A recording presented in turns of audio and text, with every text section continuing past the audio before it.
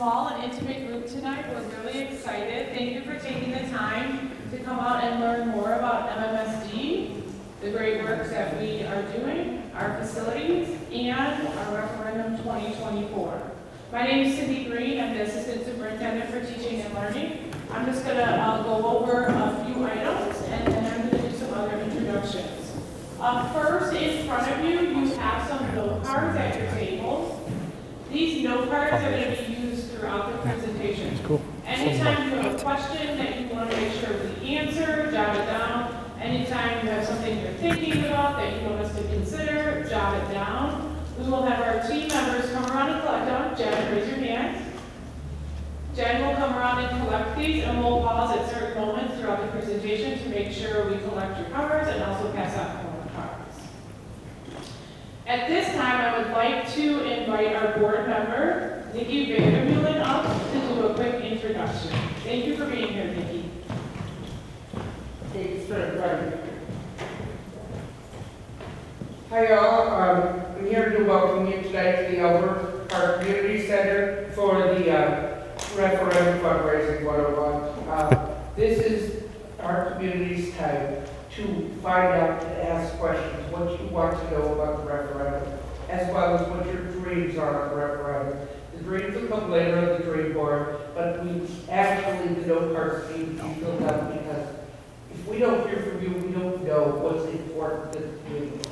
Things like smaller class sizes, more teachers, buildings that are accessible for all students. All of these are some examples of things you can put on there.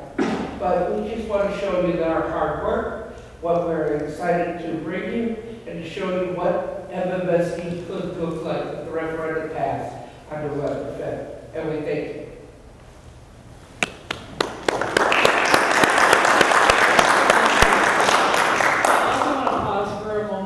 Just see if anyone needs interpretation. My apologies, I should have gone before I invited our board member up. Is there anyone that needs Spanish interpretation? ¿Alguien prefiere escuchar la presentación en español? Tenemos aquí aparatos para ayudar, para poder hacerlo. Hmong interpretation?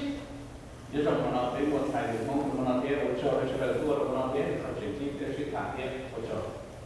Thank you. And sign language.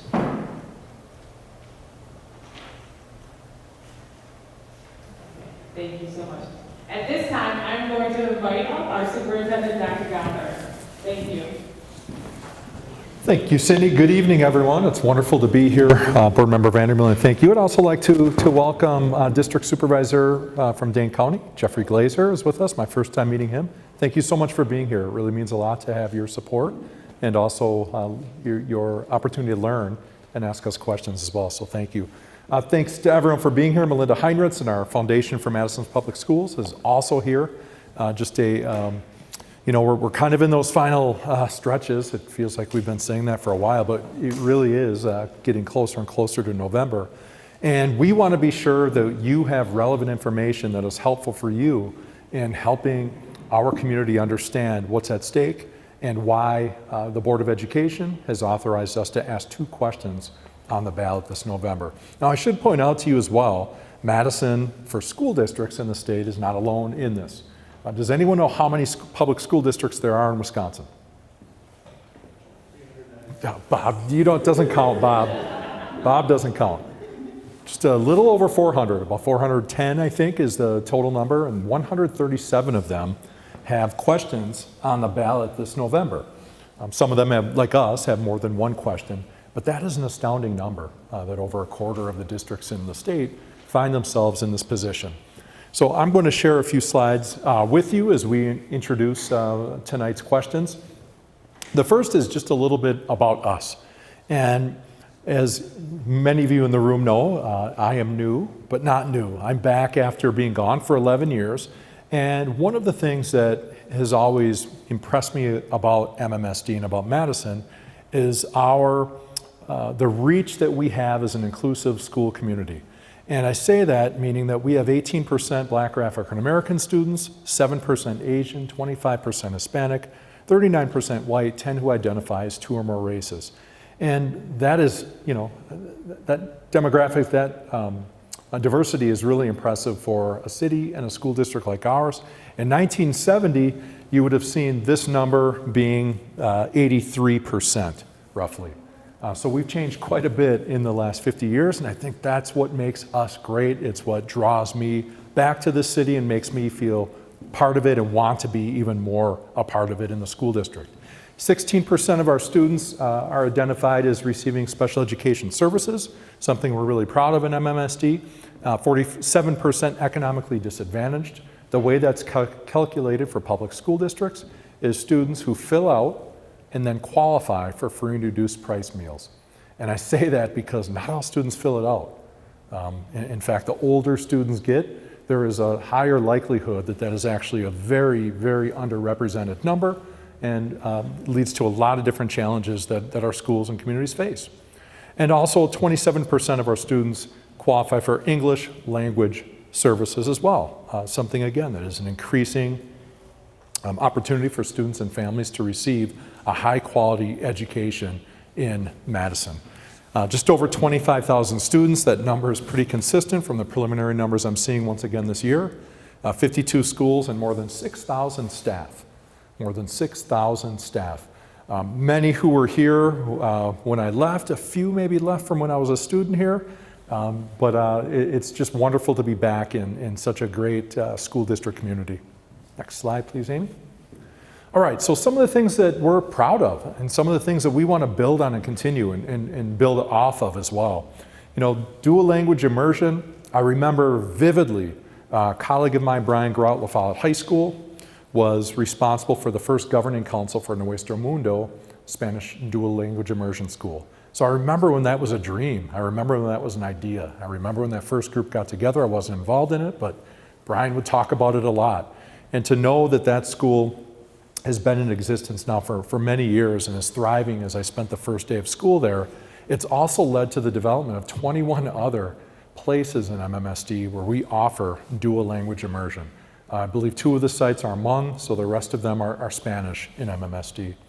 61% of high school students leave high school with college credit, some college credit, which again is absolutely astounding.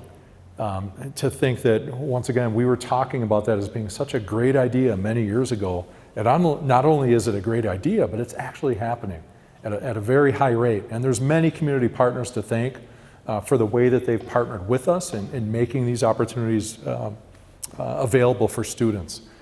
Long history of strings instruments in MMSD. 5th graders still have the opportunity to play it. Who knows, I was at the symphony Friday night for my first time in a long time, and you never know, we could have the next symphonic cellist right here in MMSD. I would not put it past our scholars. 26 National Merit Scholars. This is a contest across the entire country that's based on PSAT scores, a test that students take and qualify for, and the cut rate of that is very, very high. This number is very high for a district like ours. If you look at districts around the country, something we should be very proud of. Last year, in 2024, 4,000 students took advanced placement tests. Advanced placement course completion and successful passage of those tests allows you to qualify for college credit, classes that students don't have to take, you know, once they go to their college or university of choice, if they accept those classes, and many, many do. So it's both a savings in terms of, you know, students may be able to bypass taking some classes, but it's also a way to allow students to have rigorous course preparation that really prepares them well for college and what they want to do in their future. And then something I'm really proud of, because MMSD was a bit of a laggard with this at the very beginning, but our 4K program has greatly expanded. We had very few numbers, you know, 11 or 10, 15 years ago, and to know that now we have more than 1,400 students, many enrolled in a full day program, it's really an impressive feat that we've looked to expand that. And quite honestly, I'm one person who reports to a board of elected officials, but I believe this is a big, big part of our future and should be for so many reasons. And the research is really clear. But for me, it's about starting to make that community whole from the youngest age possible as well. It just makes sense. Next slide.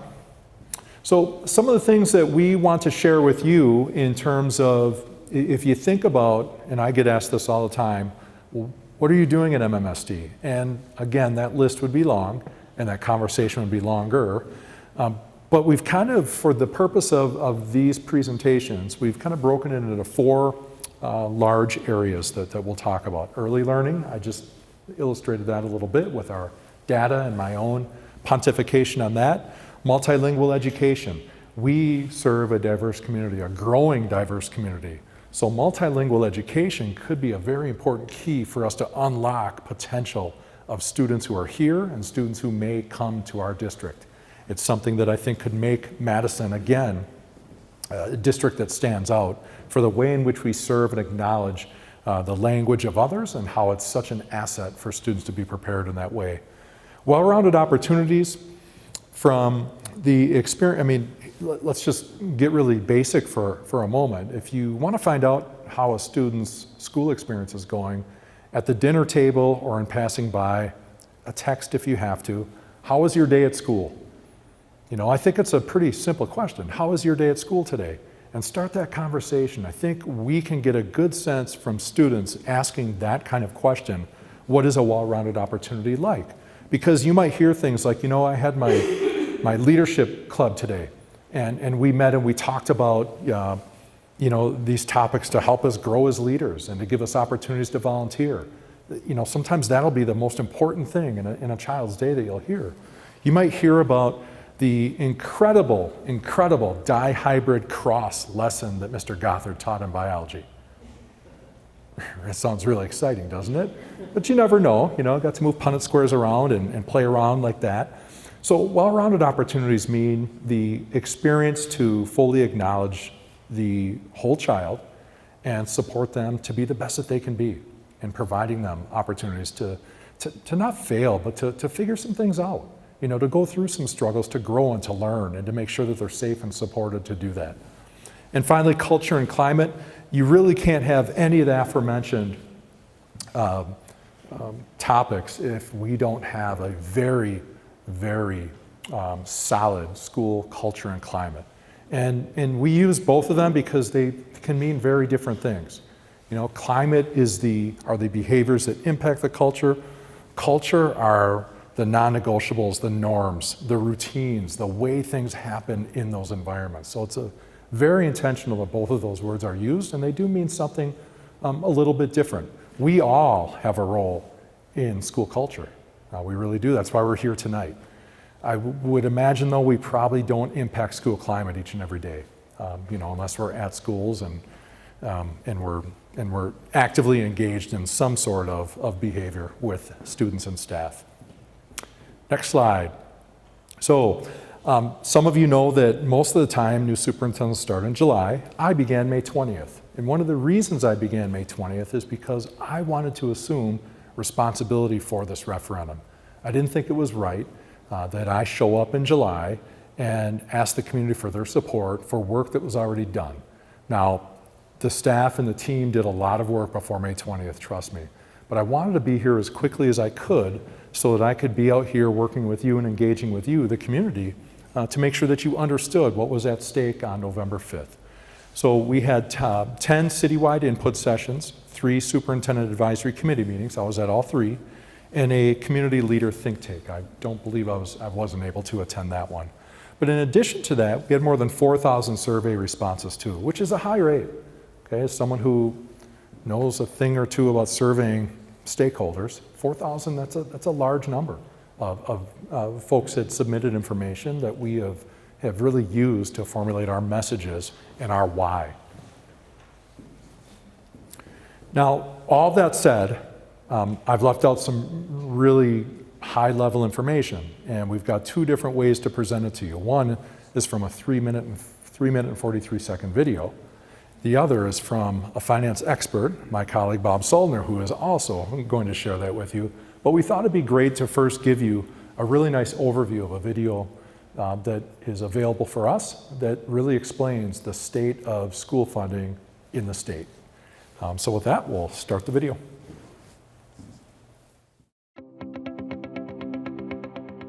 Our public schools are the cornerstone of our community.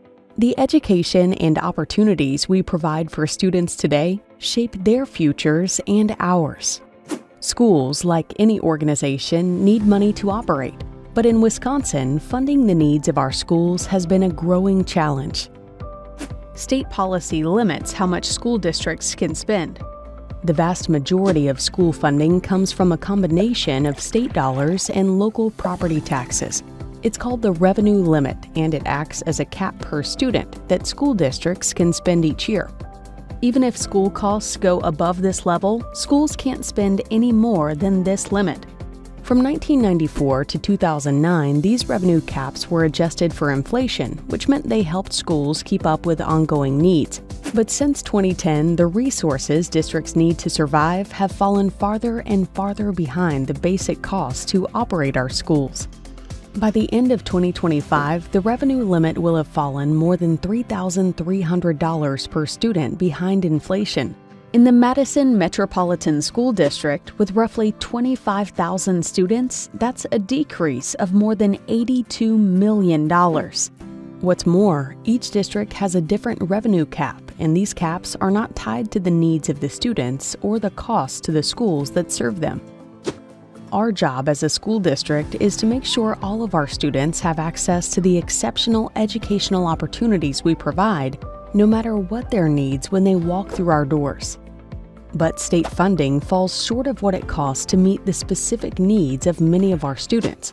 When that happens, we have to use money from our general fund to cover the difference, which means taking dollars from other important needs. The largest portion of our budget goes towards staffing. Our people are the heart of our schools. Without enough educators who instruct, support, and inspire learning, schools can't provide the lessons, programs, and opportunities our students deserve. Other important budget items include curriculum, technology, transportation, operations, and maintenance. We work hard to balance our budgets, yet resources for schools have been shrinking year after year since 2010. With costs growing faster than funding, districts are always looking for ways to trim costs and work smarter, like deferring needed school maintenance, cutting programs, reducing staff, and many other strategies. But schools can only cut so much before they start to harm educational opportunities for their students. To maintain class sizes, keep up with rising costs, take care of school buildings, and protect high-quality instruction, many districts have turned to their community to help fill the state-imposed funding gap. Since the arrival of revenue limits, over 80% of school districts have done so by asking local voters to raise their caps through an operational referendum. Most have used the option multiple times. Our children don't have time to wait for state policymakers to fix the school funding system. By putting the needs of our students first, we are investing in their potential and the future of our whole community. Strong schools make strong communities where families want to move and stay. Learn more about school funding by visiting our website.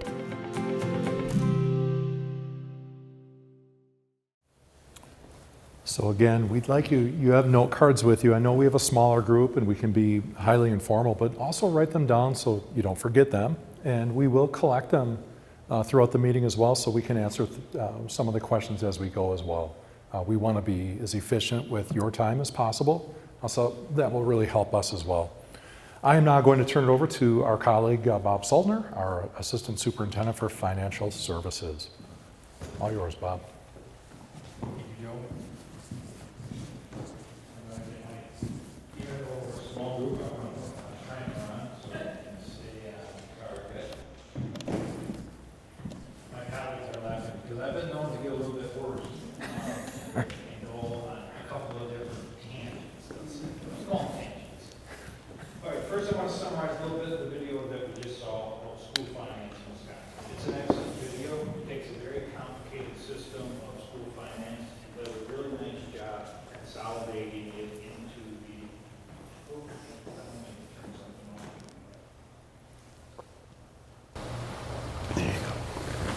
Thanks, Mike. All right, so back to school finance and revenues.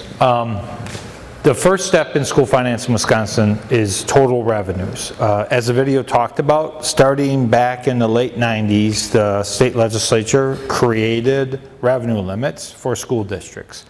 And these revenue limits initially were tied to inflation, and they were created at a time when school districts across the state actually had increasing enrollments, okay? And that's an important fact.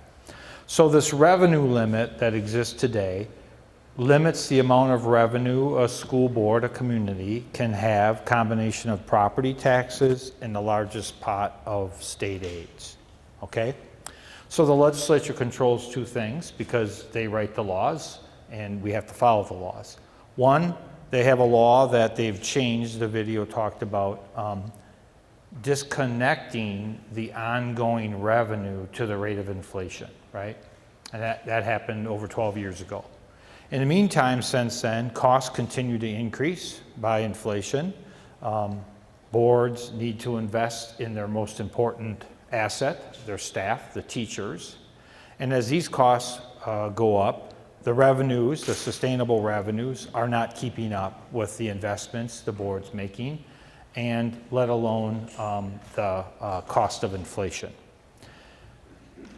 The other piece that the legislature controls is how much money of state taxes, state resources, are they going to share with local communities to help support the schools. Because as the legislature increases the amount of state aids available, the level of local property taxes go down. So that system is kind of bleak and doesn't go very many places. The good thing is the law also allows school boards to ask the communities to consider giving additional revenues, not only for operations, but also to maintain facilities. And the school board has asked the Madison community several times over the last close to 15 years, 20 years, for additional revenues, and the community has approved that. All right. So that's kind of the picture that we're dealing with. Dr. Gothard talked about we're not alone in Madison in terms of communities asking for revenue. It's across the state of Wisconsin. Urban districts, rural districts, suburban districts, all districts really. So now I'm going to talk a little bit about the specifics and the numbers on the slide. We're going to focus just on the last 2 years. I talked about, and the video talked about, revenues not being tied to inflation. Last year, 23-24, if revenues had been indexed to inflation, the district would have available just under $21 million additional dollars. Our projections for this school year, the 24-25 school year, is if revenues had been tied to inflation, we'd had an additional 9.4. Total over the 2 years, just last year and this year, $30.2 million in terms of a revenue funding gap, had revenue been tied to inflation. Another, both a federal and a state funding gap that's created by federal and state law. The federal government had the foresight back in the 70s, early 70s, to create what's called the Individuals with Disabilities Education Act. That required all local school boards, communities, to provide appropriate education for students that needed additional services. It was a great law. It made a huge difference. Madison is an inclusive school community, educates all students in the classroom, connects and meets the needs of all of its students, including students with these individualized education plans, which is a great thing. And Madison has always done a spectacular job at providing these educational services. The state law also requires it, mirrors the federal law. Well, when the federal government first put in this law, they said, we're gonna help share in these costs, and they said, we'll give you about 40% of your costs, 40 cents on the dollar. Since that time, they've ranged anywhere from 10 cents to 13 cents instead of that 40% commitment. When the state put in similar laws, initially the state tied in state law to about 2/3, that they would share 2/3 of the costs. The state would say, no matter where a child lives, we know you're going to provide this education, you're going to do a great job, we'll cost share with you. The state has never come close to that, and instead what the law says, we'll apportion by the amount that we appropriate. So we'll take all the costs, We'll divide that into what we have available, and we'll get you a reimbursement rate. Last year was about 31 cents on the dollar. What that resulted in is Madison's doing a great job, inclusive classrooms, providing quality education, but it created a $66.4 million funding gap where we needed to come up with the revenues to cover those costs. That cost comes from our general fund. The video talked about that, those revenues. In 24-25, we're still doing the final touches on the numbers, but that's going to be closer to about $70 million. That's going to require us to move from our general fund to cover the cost of these programs. Again, really important cost provided.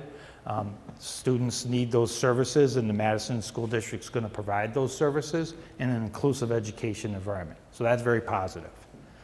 Finally, the last thing in terms of state law funding gaps and really, a disconnect with reality, I like to say, is the law says 4-year-old kindergartners are only counted as half a child, right? So Dr. Gothard and Cindy mentioned the work that Madison School Board and the community is in terms of moving from half-day 4-year-old kindergarten to full-day 4-year-old kindergarten. 4-year-old kindergarten students are not half the students, right? And the programs have full-day costs. But the program, in terms of how the state counts those children for revenue limit purposes and state aid, says you only get half that, right? Which creates a funding gap in terms of costs compared to revenues. Okay, I want to talk a little bit about some funding gaps related to our facilities. And first and foremost is, and the video talked about it, maintenance of facilities and upkeep of facilities is an area that can often be put lower on the priority list when you're expanding 4-year-old kindergarten, attracting and retaining our most important asset, our teachers, our staff. But the Madison School Board and the Madison community has done a really good job of dedicating specific tax dollars in terms of levying $5 million this past year and several years before that, specifically for facilities, maintenance, and improvements. Since 2008, the board has raised $93 million. That's taxed and then placed in a dedicated fund that can only be used for facility improvements. Saying that, the Madison School District, oldest school district in Dane County, has quite a few facilities that are aged and really past their useful lives. 26 of our 52 school buildings are more than 60 years old. Last fall, the staff presented and did the research on a facility condition report, which graded all of our facilities that weren't being currently worked on by the voter-approved 2020 referendum, the 4 comprehensive high schools, the creation and building of the new Southside Elementary School, the renovation of the old Hoyt School into Capitol High School, right? But of the 40 schools, of the 40-some remaining that were graded, they received a C or a D in the facility condition report, meaning they're okay, but they're going to need some work. So, after months of conversations on available revenue operating dollars and the conditions of our facilities, the board asked the community and voted on 2 referendums. 1, $100 million for operations. 2, $507 million for 10 schools at 7 sites throughout the Madison School District. And we want to talk a little bit about the details of the needs for both the operating dollars, which I want to talk about now, and I'm going to talk about the facilities question in a little bit. But the operating referendum is a couple of things. One, it allows us to continue to maintain, sustain the investments the board has made to date. But it's more than that. It's about really continuing a commitment to excellence, right? That requires revenues, ongoing revenues.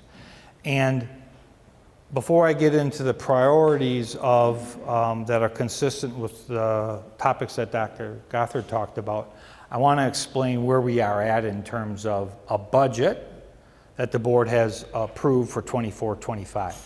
Our community is at a crossroads, right?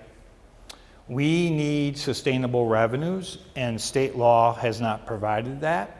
And so that is why the board is asking for this $100 million. To put it in context, the 24-25 budget, the board has continued its investments to retain staff, to attract a diverse workforce, but we are using one-time revenues to bridge to the point we are at in terms of the continuum of finances in the district. We're going to use close to $50 million this fiscal year, 24-25, to maintain what we have and to continue that investment.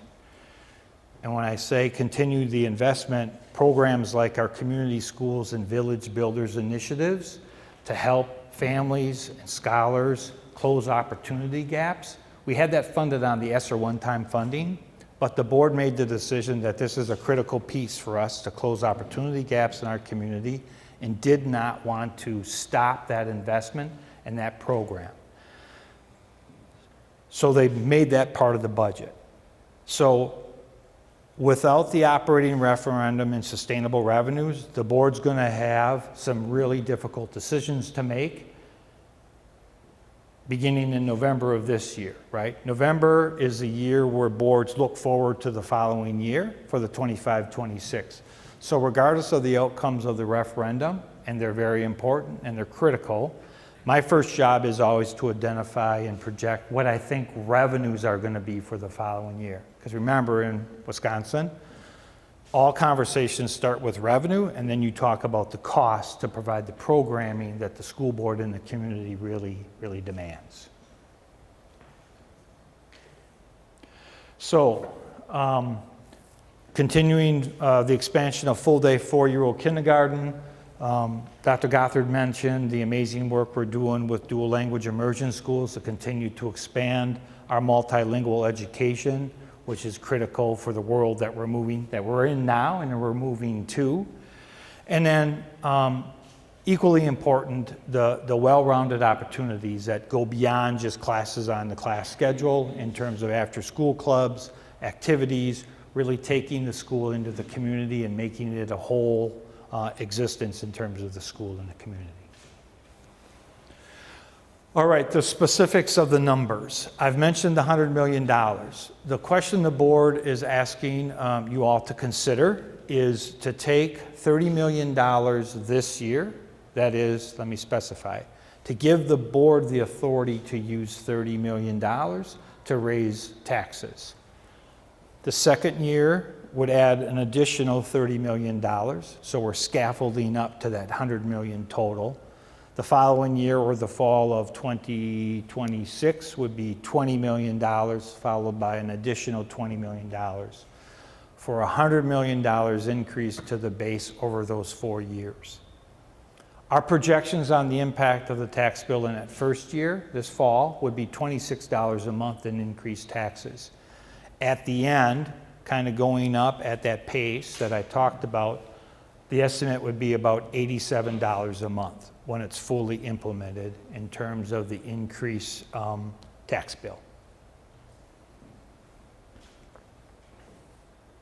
We're going to pause here, allow you to have some questions, and we do have a small group. We do want you to write the questions down, but you know, we can just also ask me questions too.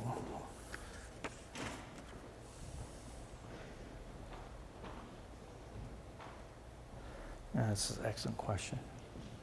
So I'll read this question in case any more come and we can go from there or pause for a little bit more to give you some time. How are you estimating population growth, and how do you estimate where that growth will occur within the districts? That's a very good question, because school finance is based on counts, right? Really specifically for revenue limits, the third Friday in September count, which just happened, as you all know, this past Friday. So we know our attendance boundaries for our elementary schools, and we have a good sense of the families that are there from the prior year, and then we look forward. We estimate our enrollments really by two sources. We contract with the UW Applied Populations Lab for 5-year projections. We've also contracted with a local firm that has done work for us before on a 20-year student enrollment projection. and they're working on finalizing that plan. I've learned an important fact over the last year, looking at some of the detailed models that the experts use. All these models are based on birth rates, right? Nationwide, including Wisconsin, birth rates have been low the last few years. And that is the primary driver on any enrollment projection model. So I'll give you the example from 23-24. Our enrollment projections from our partners, our external UW Applied POPs, we're kind of projecting we drop 550 to 650 students in 23-24.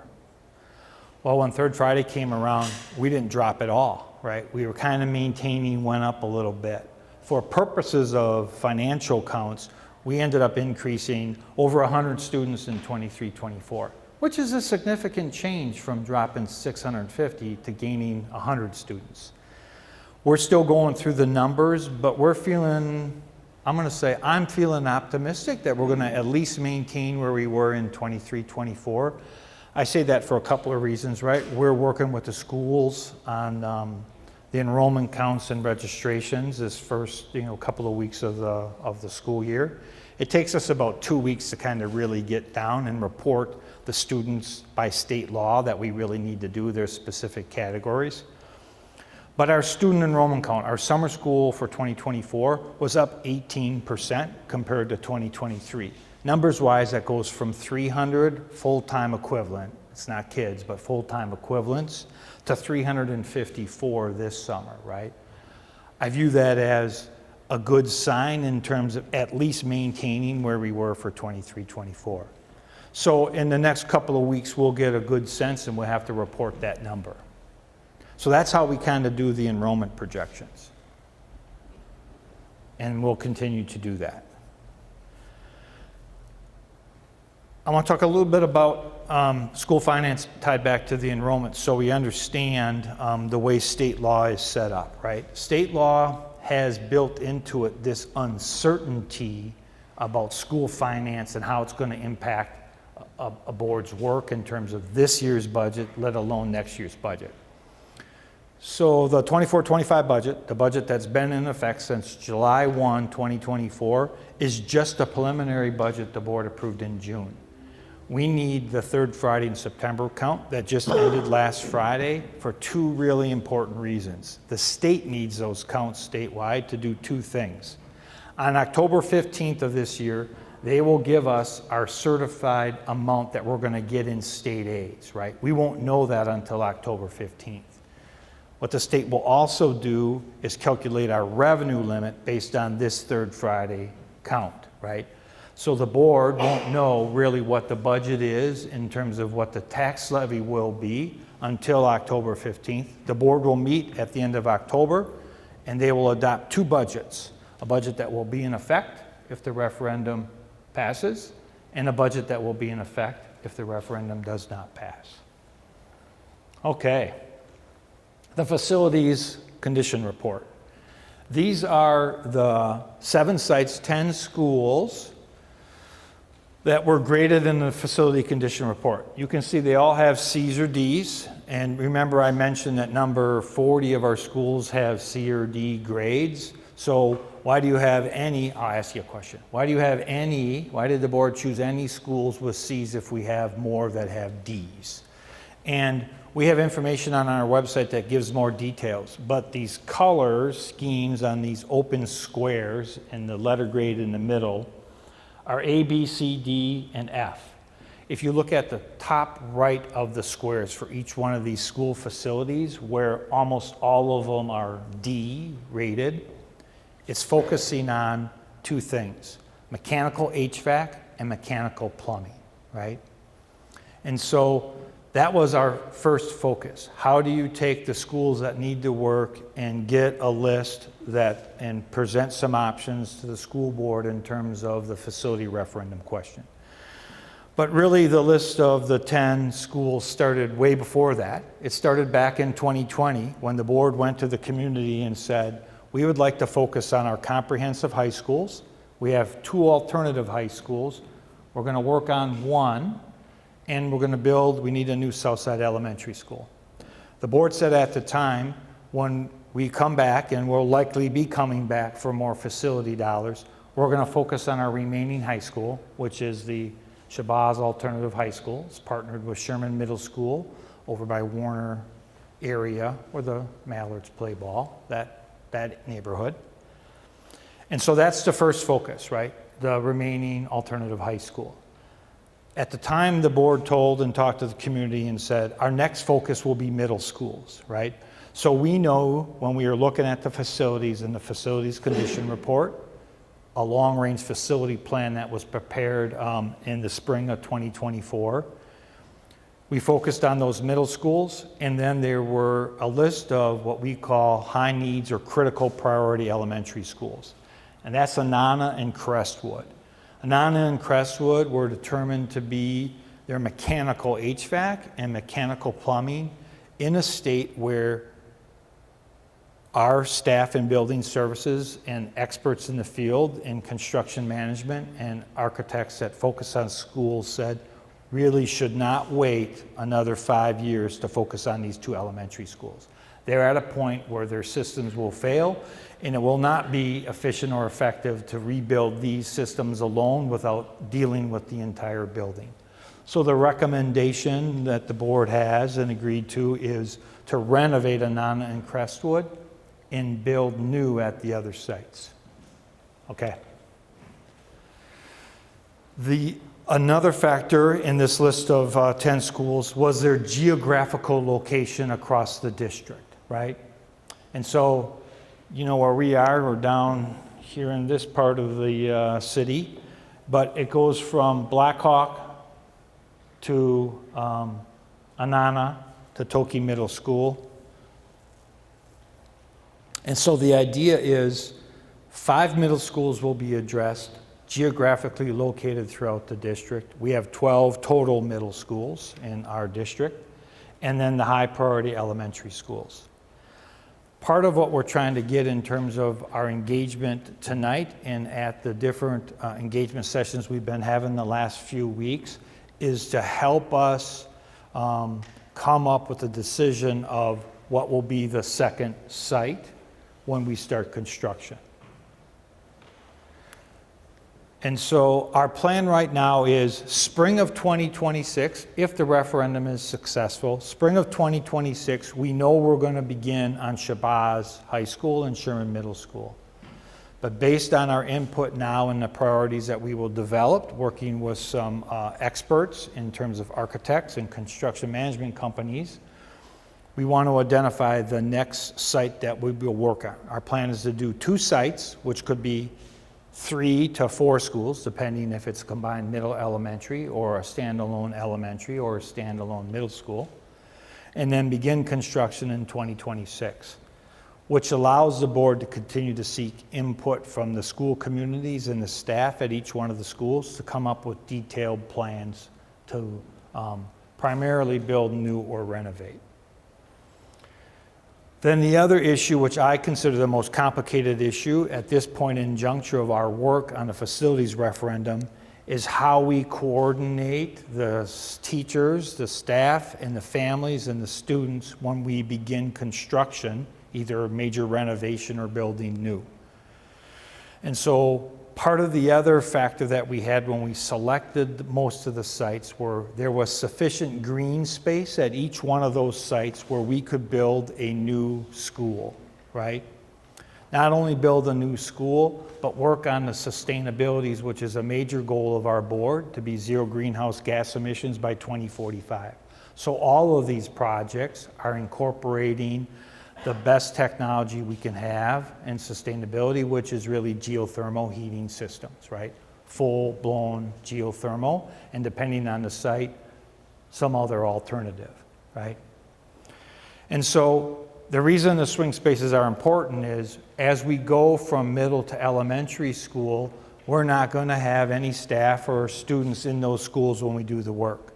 If you know or don't know, our high schools that we just completed, comprehensive high schools, major renovations, we really did that over 3 years by cordoning off sections of the school and worked as staff and students were there, which was doable for high school, but no one thinks we can do that for middle and elementary schools. So we needed to come up with part of the plan of having spaces to move whole school communities while we worked on those facilities. The other way to handle those swing spaces are to look at current enrollments and projections for elementary and middle schools, which would require us to bus families, students, to different locations. It's expensive to bus families, but that's an option.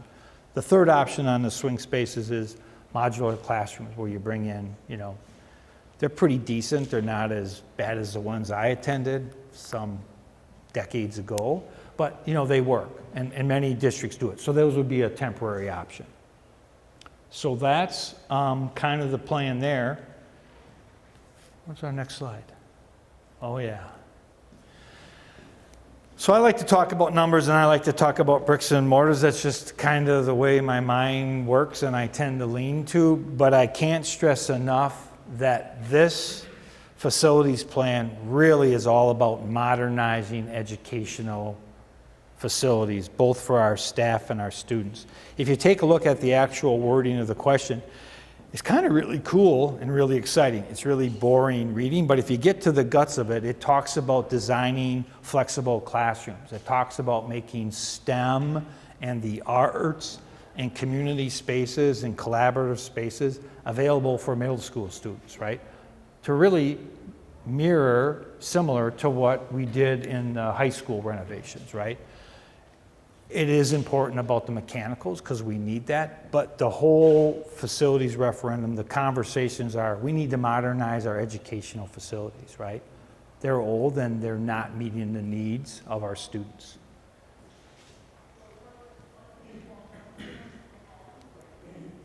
Next one. You. Nikki, come on up.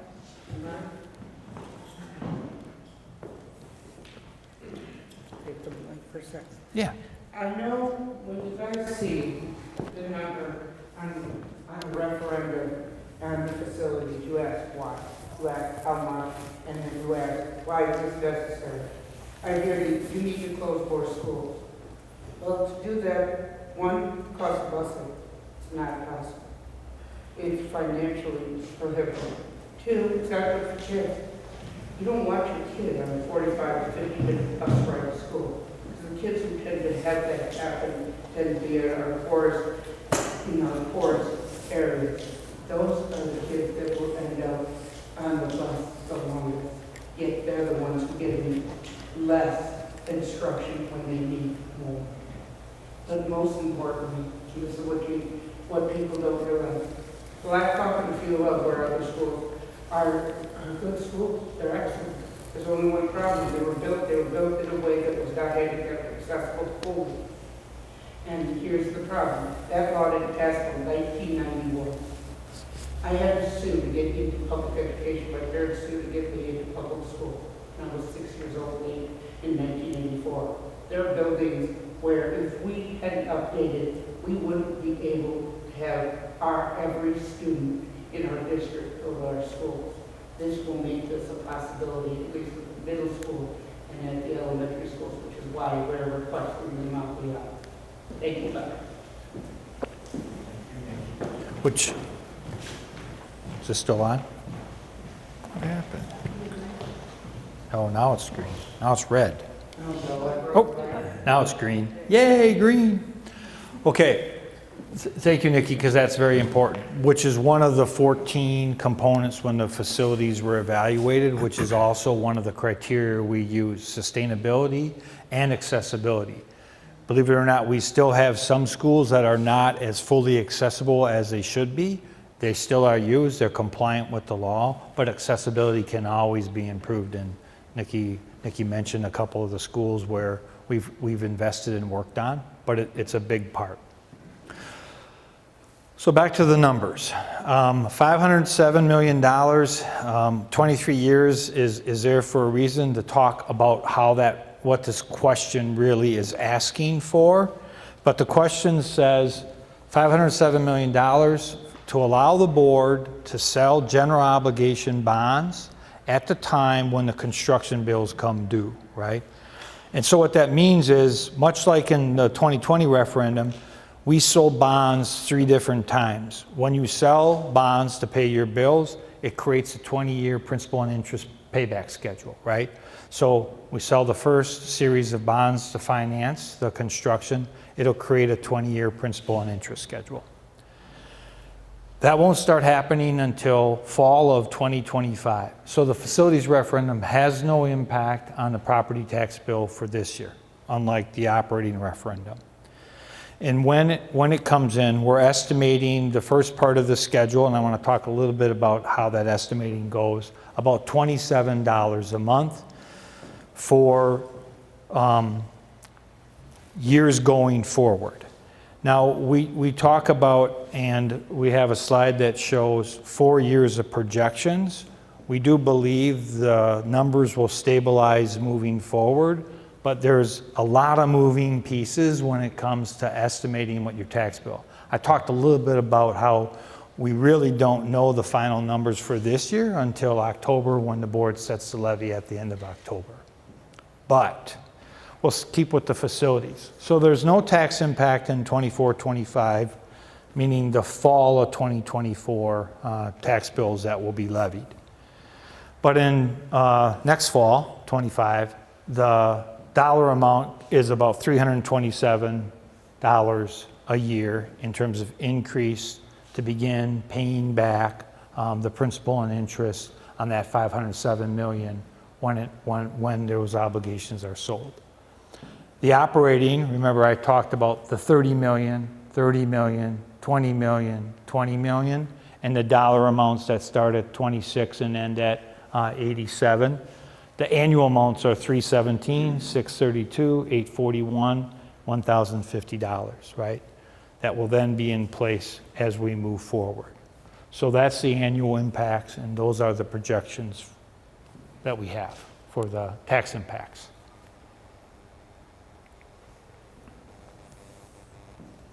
Do we have any more questions?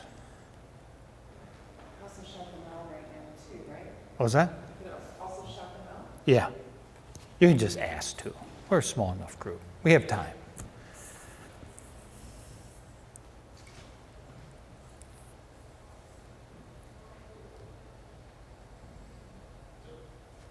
I mean, it's a fairly obvious question.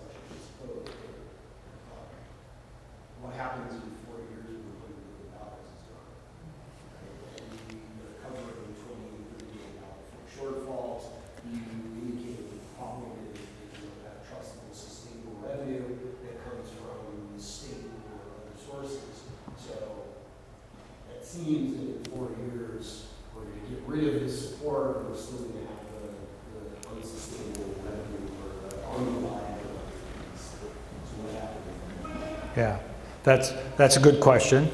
Don't know what will happen then, but I'll say in terms of a couple of things that are in place and are moving, right? Every year, as I said, in November, we'll start talking to the board about available revenues for 25, 26. So every year we look at available revenues and try to map it out. And every 2 years, and starting in the spring of 2025, the legislature will be back in session at the state level. They do 2-year budgets. So one, it really depends on what the state legislature does. Now, I would say status quo, they're not really going to change because the folks that are running the legislature now have majorities, right?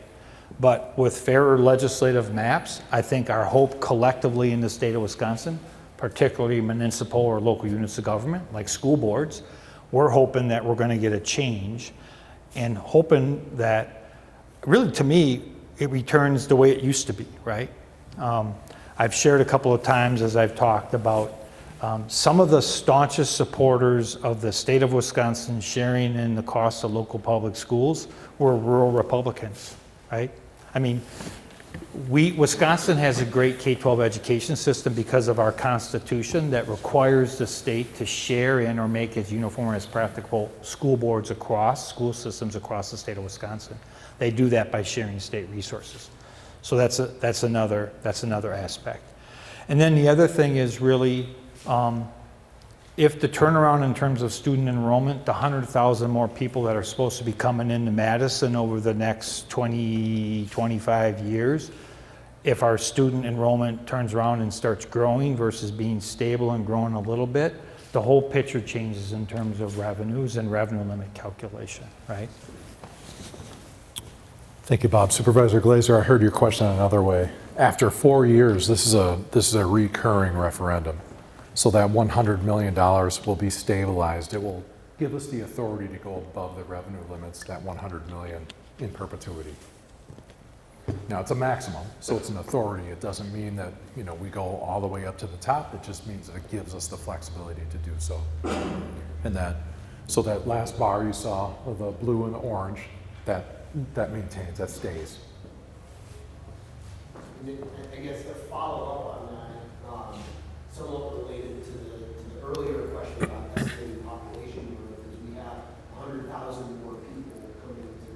I mean, what was interesting to me is that the primary driver of the estimate is birth rate, but that doesn't seem to be the primary driver of population growth in Madison County, which is external and which is imports to the city. And so what I think I heard you say is that that's actually been what's keeping population of the schools stable. But do you see that continuing to be the case where that population is keeping the school population stable, or is that going to grow enough that we need new schools, or are we going to be able to accommodate that capacity, or are we able to accommodate that new population with the schools that we have? I think it's a great observation. Super complex to answer. For example, so I grew up, others have heard me say this, I grew up on the Far East Side until now I come back and I drive on the East Side, and where I grew up isn't Far East Side, it's East Side, because as you know, it's hopped over the interstate and we just continue to grow. So it's put some strain and stress on some schools that at least in recent past haven't felt that way. So I think we have to look at all available options for growth, expansion, take into consideration. I'll give you some other examples. None of the, at least that I know of, you know, we've got different developments going on in the city right now. And I think for us, is it net new migration into the city, or is it students moving around? So that plays another factor into how schools, particular schools, get oversubscribed sometimes. But there are other examples of Vogt Field, for example, corner of Fair Oaks and Milwaukee Street. I know it well because it's kind of part of my old neighborhood. And the city just approved a pretty substantial development. On the Fair Oaks side, it's east. On the Milwaukee Street side, it's La Follette. We'll have that, you know, we'll have to dance through that when and if that time comes. So there is room for future expansion. And some of the work that I want to do, if you think back to that slide that highlights the well-rounded, the multilingual, the culture and climate, I'm really working hard with all of you, and all of us need to make this a destination school district. All right, it's a destination city. We know that by what people are expecting, and I want one of the anchor points to be the Madison Metropolitan School District. And we certainly can't do that if we're slashing budgets and ending programs. We have to do it by sustaining, by growing and doing it thoughtfully, and doing it with the community, engaging with the community like we are now. This can't just be, you know, to get people support for a referendum. It's going to take a lot of work moving forward too, to really realize our hopes and dreams for our students and community.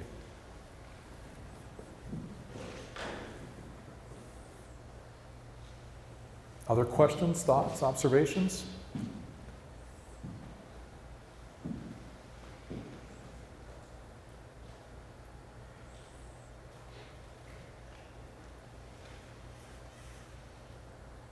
Anyone?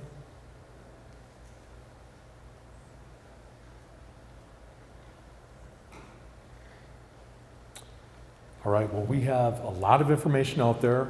There is a QR code here, like those 4,000 surveys that we received earlier throughout this process. We really do value this feedback. We look at it, we put it in themes, we use it to communicate back out. So please take some time and provide us any of your feedback. look for updated information as we go forward as well. Right up until November 5th, we are going to be updating our websites, messages that we put out as well. Most of all, we just thank you for being here tonight and being engaged with our community and our beloved school community. It means a lot that you took some time to spend with us tonight. And please let us know what we can do to be great partners with you. Thank you, everyone.